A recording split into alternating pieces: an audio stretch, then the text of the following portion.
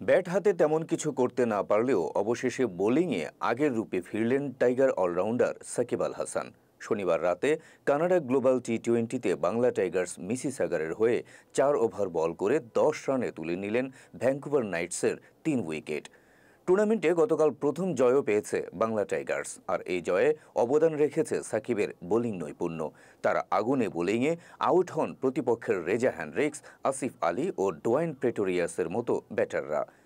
ব্রাম্পটনের CAA সেন্টারে toss হেরে প্রথমে ব্যাট করে 7 উইকেটে 157 রান করে সাকিব আল হাসানদের বেঙ্গল টাইগার্স। দলের হয়ে 40 বলে 6টি 4 আর 1 ছক্কায় 50 রান করে অপরাজিত থাকেন পাকিস্তানের তারকা অলরাউন্ডার ইফতেখার আহমেদ। এছাড়া 28 বলে 33 রান করেন হজরতুল্লাহ জাজাই। 158 রানের টার্গেট তাড়া করতে নেমে ইনিংসের শুরুতেই বিপাকে পড়ে যায় ভ্যাঙ্কুভার নাইটস।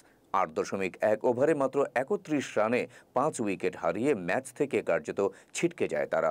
দলের ব্যাটিং বিপর্যয়ে একাই প্রতিরোধ গড়ে তোলেন হর্ষ ঠাকুর। তিনি 67 বলে 3 4 আর 5 ছক্কার সাহায্যে অপরাজিত 79 রান করেও দলকে জয়ের বন্দরে পৌঁছাতে ব্যর্থ হন।